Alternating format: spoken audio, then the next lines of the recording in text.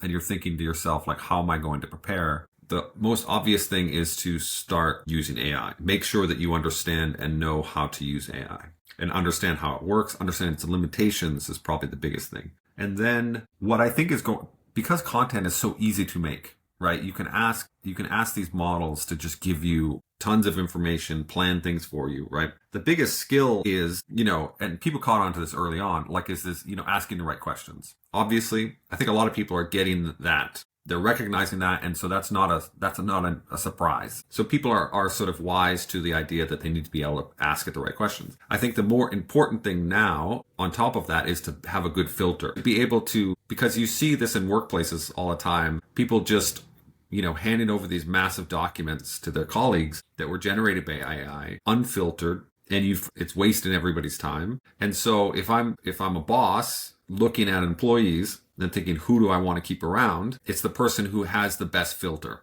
It's the person who doesn't inundate me with everything that could be written about a particular thing.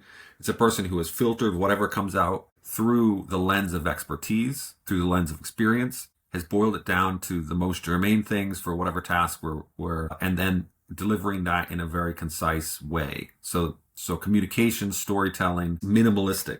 And I feel like what we're going to see is, to Jeffrey's point about AI slop, and what we're going to see is that I think we're going to peel back the expectations about how information is delivered. And I think we're going to start erring, we meaning people, society interacting with AI, is going to start erring on minimalistic, first principles, very clear, easy to understand kind of communication. And that's going to be the power. And so in order to do that, I think you have to really, be an expert in something, right? So you have to actually understand things. You can't, I think it's almost the opposite. It's not like you don't need to learn anything because AI, you have this PhD in every field at your fingertips. It's quite the opposite. If you want to participate in the economy and be relevant in the face of that, you have to build up expertise in that filter in a particular area that is relevant for you, relevant for the business, relevant for producing value. And so that's the thing that I think, always forcing yourself to be like, do I need these 10 pages that just got produced?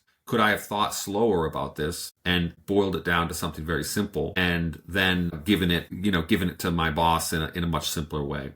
And so I think that filter is going to be really important, and it's going to take some time to develop that. I think it takes time. It takes deliberate effort to develop that.